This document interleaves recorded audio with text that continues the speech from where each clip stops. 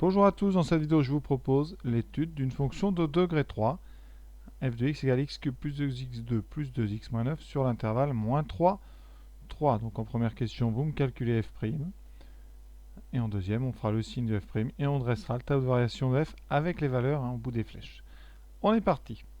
Première question, il faut calculer f' de x pour tout réel de moins 3, 3, c'est-à-dire sur l'ensemble de définitions de f. Alors est-ce qu'on a le droit de dériver? Eh bien oui, parce que f c'est un polynôme, donc on va le dire.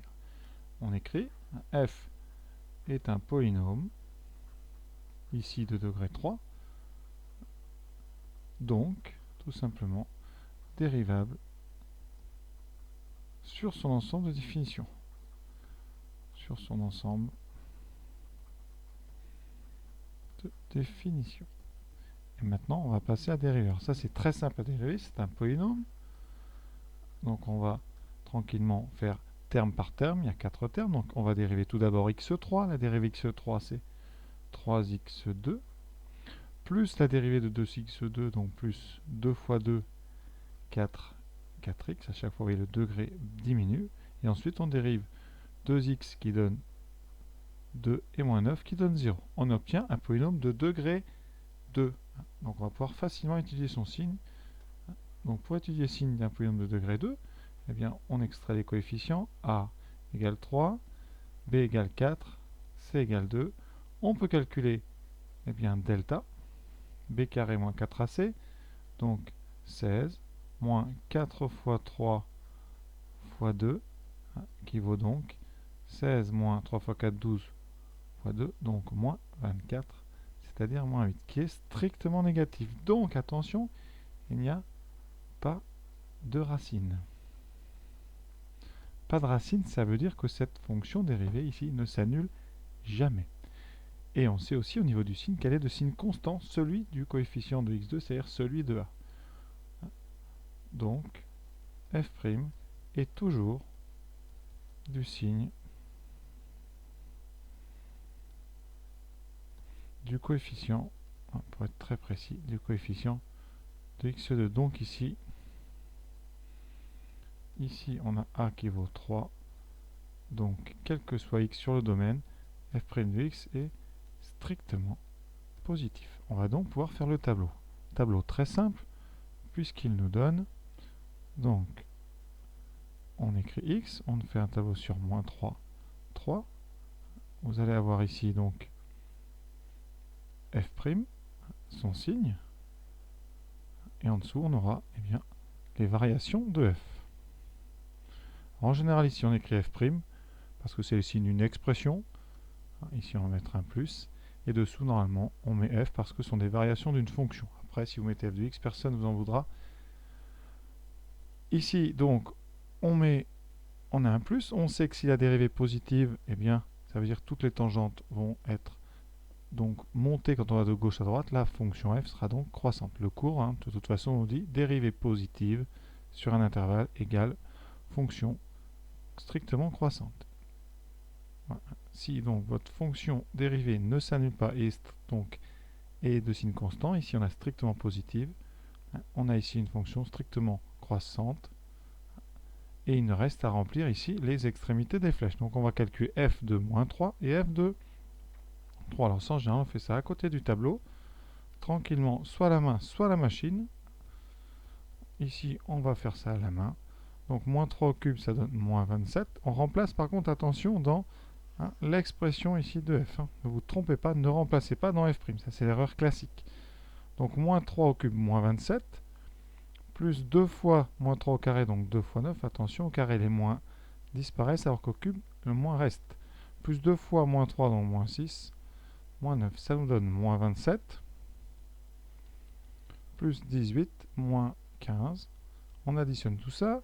Donc moins 27 plus 18, ça nous donne moins 9. Moins 9, moins 15, moins 24. L'image de 3, on remplace par 3. 3 au cube qui nous donne 27. Plus, pareil, 2 fois 9. Plus 6, moins 9. Donc 27, on a donc 27. Plus 18, plus 6, moins 9. Alors 27 et 18, 45. Et 6, 51. 51 moins 9, 42. On va vérifier évidemment tout ça à la calculatrice. Donc voilà, j'ai rentré la fonction, ici je valide. Ensuite je vais voir dans la fenêtre et je vais mettre donc moins 3 pour x minimum, puisqu'on est sur l'intervalle moins 3, 3. 3. Pour l'instant je laisse, alors moi dans mon tableau j'ai moins 24 donc, et moins 42, donc je vais mettre ici moins 24 pour le minimum. Voilà, et 42 pour le maximum. Normalement la courbe va rentrer tout de suite. Voilà, et on verra si on n'a pas fait de bêtises. Voilà, a priori on est bon. Vous voyez, on a le début de la courbe ici, la fin elle est bien strictement croissante. Léger replat ici, mais pas assez pour en faire une fonction décroissante.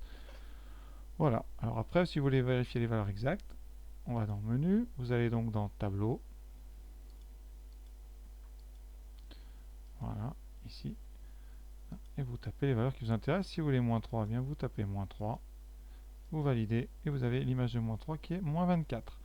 Ensuite, en 3, eh bien, j'ai donc 42. Voilà. À droite, j'ai mis les nombres dérivés qu'on obtient en activant la fonction dérivative. Ça vous dit, ouais, sur l'intervalle, c'est que tous les nombres dérivés sont positifs. Ça nous incite à penser que notre dérivé est bien strictement positif. Ce n'est pas des vérifications exactes, mais ça permet quand même de savoir si on est sur la bonne voie. Donc a priori, on est tout bon. Je vais vous montrer comment on fait sur une Texas et je pense qu'on pourra arrêter cette vidéo ici. Alors avec la TI 83, donc je rentre la fonction, j'avais déjà préparé. Tout de suite, je vais régler la fenêtre ici, moins 3, 3, moins 24, 42. Et après, vous pouvez tracer. Alors ça donne ça. Alors on se méfie ici, vous voyez, vous avez une graduation qui est... il y a trop de petites barres. Donc dans la fenêtre, vous pouvez changer ça au niveau du Y grade. C'est l'axe des ordonnées. Ici, il y a une graduation tous les unités. Comme là, vous voyez, de 24 à 42, il y a 60 unités. On va plutôt mettre un trait tous les 5. Vous allez voir qu'il y aura moins de graduation. Voilà, et vous avez bien votre fonction ici qui démarre au bon endroit, qui finit au bon endroit. Elle est toujours croissante, strictement.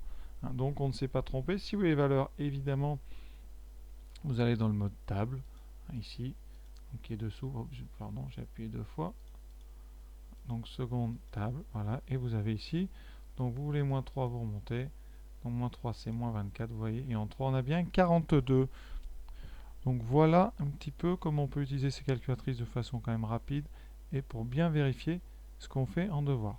Je vous rappelle aussi, sur ce modèle-là, on peut résoudre les trinômes du second degré. Vous allez dans, ici, Applications. Il y en a qui ne le savent pas, vous allez dans la 8. PLY, c'est polynôme. Donc vous allez dans 8, racine d'un polynôme. Vous allez sur 1 et vous indiquez polynôme 2 degré 2, ouais, c'est déjà fait. Ensuite, vous mettez suivant et vous rentrez les coefficients. Donc moi, c'est 3.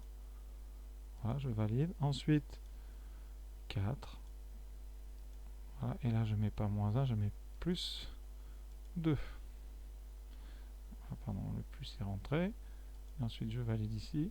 C'est vous mettez 2. Voilà, vous avez bien 3x de plus 4x plus 2. Je résolve, je résous, pardon.